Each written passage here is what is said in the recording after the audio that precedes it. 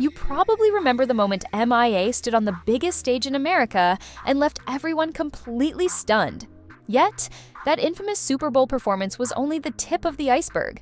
Just behind the curtain, a storm had already been brewing between M.I.A. and Roc Nation, Jay-Z's management label, and it's filled with allegations of plastic surgery demands, hidden deals, satanic rituals, and life-altering consequences that left M.I.A. in a precarious position. Some claim she was blackballed by the most powerful forces in the music industry. Others say her outspoken nature fueled her own downfall. Whichever way you look at it, her story is anything but ordinary. Let's dive into what really happened when M.I.A. signed on with Jay-Z. M.I.A., best known for her genre-bending music and provocative artistry, joined Roc Nation around May 2012. At the time, she was gearing up to release her fourth album, which fans later came to know as M.I.A. Initially, the partnership sounded like a dream come true. Jay-Z had cultivated a reputation for discovering fresh talent and elevating them to global stardom. Industry insiders expected big things from M.I.A., and she herself seemed optimistic at first. But beneath the glossy surface, there were problems bubbling up. According to M.I.A., it didn't take long for Roc Nation to start requesting odd changes. She allegedly felt pressure to fit into a pre-crafted mold of what the label wanted, rather than being encouraged to grow in her own unique direction. Whether it was about streamlining her sound to something more marketable or adjusting her public persona, the tension began to build. Then came the first major bombshell. M.I.A. claimed Jay-Z himself wanted her to get plastic surgery to boost her appeal. She later insisted she was never insecure about her looks, and that the suggestion left her baffled. From her perspective, they were already telling her to dilute her style. Now they wanted to alter her appearance. For M.I.A., that was a red flag, one she wasn't prepared to ignore. As if that wasn't concerning enough, the friction only escalated once M.I.A. found herself in the center of a legal debacle that made headlines worldwide. Even when I met Jay-Z and I signed to Roc Nation, the first thing he told me to do is get plastic surgery. I'm not insecure because I would have got plastic surgery. So their argument of Maya's fucking insecure, that's why she needs to fucking massage her ego, fails. Fails because you turn around and ask them, what women do you know who hasn't had plastic surgery around you? All of them have. Rewind to 2012. M.I.A. joined Madonna on stage during the Super Bowl halftime show, a performance seen by millions. In a split second, she raised her middle finger, and the moment instantly sent shockwaves through broadcast TV. The NFL was furious, claiming it tarnished their wholesome family image. Soon after, M.I.A. was drowning in a lawsuit that sought millions in damages. What left her feeling betrayed was that her label, Roc Nation, didn't appear to be offering the support she expected. M.I.A. even recalled how Jay-Z encouraged her to sign an almost impossible agreement that would supposedly give away her earnings if the lawsuit exceeded a certain limit. In other words, this deal would secure the NFL's interests at her expense, leaving her with nearly nothing if the legal battle went south. According to M.I.A., Jay-Z told her it was in her best interest to sign the deal and move on, but she refused. She wasn't about to hand over her entire future for the sake of damage control.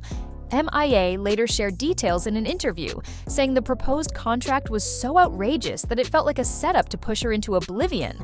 Even more shocking was how quickly she realized that influential people could make entire news stories disappear. She posted the interview link online, only for it to vanish soon after, leading her to blame powerful figures behind the scenes. But that was merely the beginning of a long list of issues M.I.A. faced while under Roc Nation's wing. Around December 2013, M.I.A. announced she was leaving Roc Nation. Just a year and a half under Jay-Z's management, and the relationship had soured beyond repair.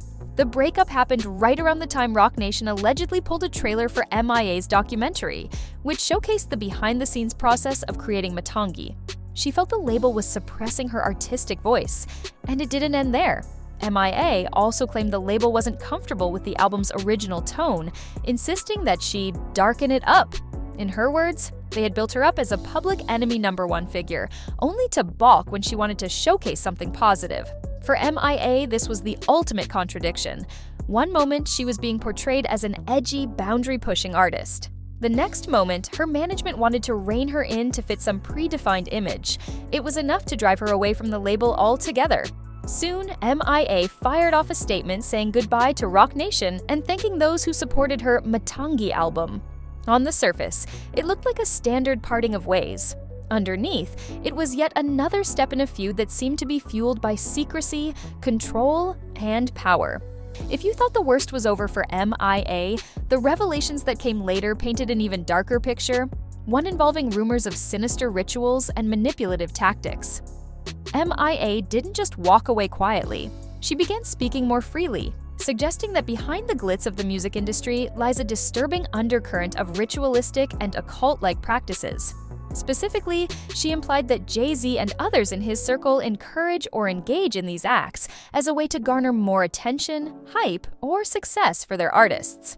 In her own words, she was invited to partake in certain rituals, something involving blood, dark imagery, or themes she called outright satanic. While skeptics were quick to call her a conspiracy theorist, M.I.A. stood her ground, insisting she wouldn't compromise her beliefs just to sell more records. Whether it was about wearing devil horns on stage or drenching herself in symbolic substances, she refused. For her, it wasn't merely a creative decision, it was a moral stance. She also criticized other A-list stars who, in her eyes, embraced these unsettling visuals to boost record sales. M.I.A. felt that the moment you start dabbling in shock value for the sake of staying relevant, you lose a part of your authenticity. Authenticity is exactly what she refused to sacrifice, even if it meant risking her entire career. Stepping away from the label spelled bigger troubles than just creative differences. M.I.A. soon claimed that a well-oiled machine was working overtime to keep her quiet and derail her future. Not long after M.I.A. cut ties with Roc Nation, whispers started circulating that she was difficult. Some said she was having a mental breakdown. Others implied she was simply uncooperative. But from M.I.A.'s perspective, these were deliberate attempts to smear her reputation, orchestrated by influential figures who wanted to bury her voice. She pointed to an alleged shadow ban, where her music and content suddenly became harder to find or less promoted. She also mentioned incidents like her emails mysteriously vanishing and potential collaborations evaporating overnight. To her, it was all part of a calculated effort to paint her as unstable, thereby discrediting anything she had to say about Jay-Z, Beyoncé, or the entertainment industry at large. Oddly enough, M.I.A. wasn't the only one making these kinds of claims about Roc Nation's power plays.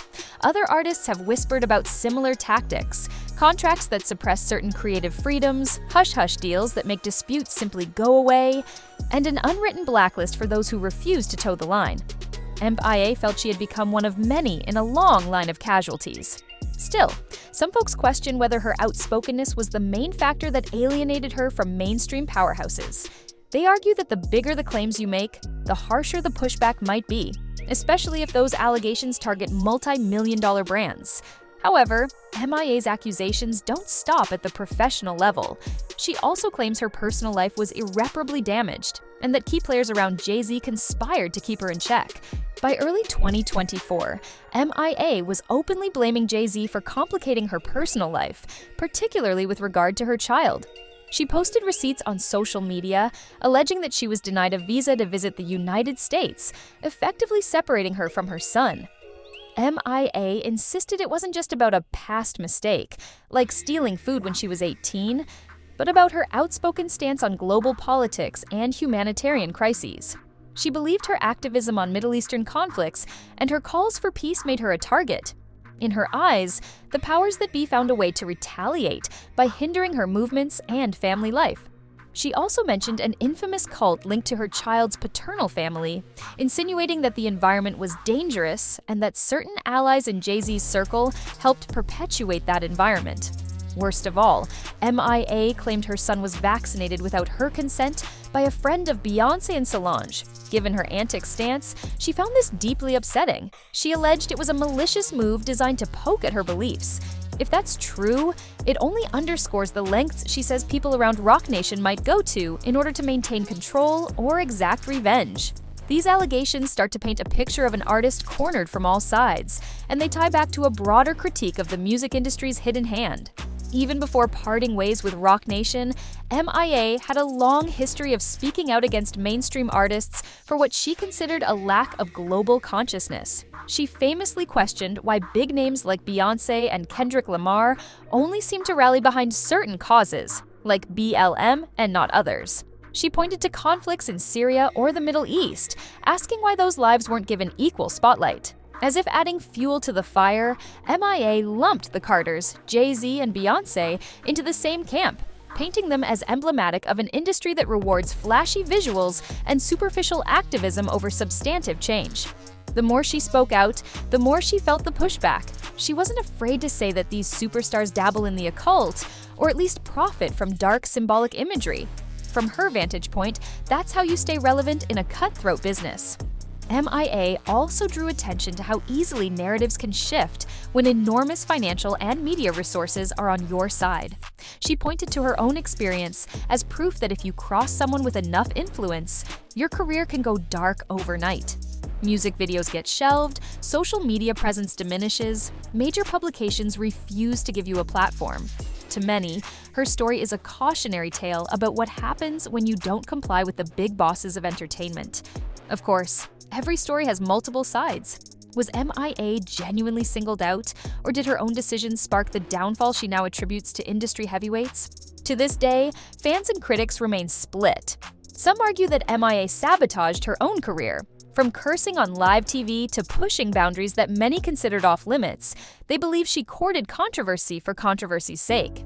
When that approach backfired, she found herself in the crosshairs of the very system she'd provoked. Others, however, strongly feel that M.I.A. is simply too outspoken in an industry that prefers polished compliance. They see her claims about the Carters, satanic rituals, and hush-hush deals as more than just a conspiracy theory. For them, her experiences are evidence of a ruthless power structure that silences anyone who refuses to play ball. M.I.A.'s stance is clear. She believes she uncovered unspoken truths about how the music business really operates. She's convinced that she was blackballed for refusing to compromise her integrity, whether it was about plastic surgery, docile branding, or sinister practices. To her, everything that transpired was a direct result of crossing paths with Roc Nation, which she considers a well-oiled machine run by puppet masters who don't like being defied. Naturally, some industry insiders question the feasibility of such claims, pointing out that M.I.A. is far from the only artist to have creative clashes or personal dramas while signed to major labels. Yet, the specificity of her allegations, the plastic surgery demands, the blood rituals, and the vaccine controversy takes her story beyond typical disputes. In the end, the saga raises more questions than it answers. Did Jay-Z really urge M.I.A. to sign away her future to appease the NFL? Did he push her toward plastic surgery and dabble in occult marketing strategies? And is Beyoncé part of a larger network that manipulates outcomes behind the scenes? Or is M.I.A. simply lashing out at anyone who symbolizes mainstream success? What's certain is that M.I.A.'s journey is far from ordinary. A singular artist who fearlessly challenged the industry's status quo, she ended up tangled in a web of controversies, some that could sink even the strongest career. Whether you believe she's a rebel hero or an agitator who went too far, her story underscores a crucial point. The forces that shape pop culture are incredibly powerful, and crossing them comes at a steep price. Now, it's your turn to weigh in. Was M.I.A. truly a victim of a massive power play, or did she cause her own downfall by continuously stirring up trouble? The music world is filled with stories of controversy and betrayal, but very few are this layered with claims of hidden contracts, supernatural rituals, and personal vendettas.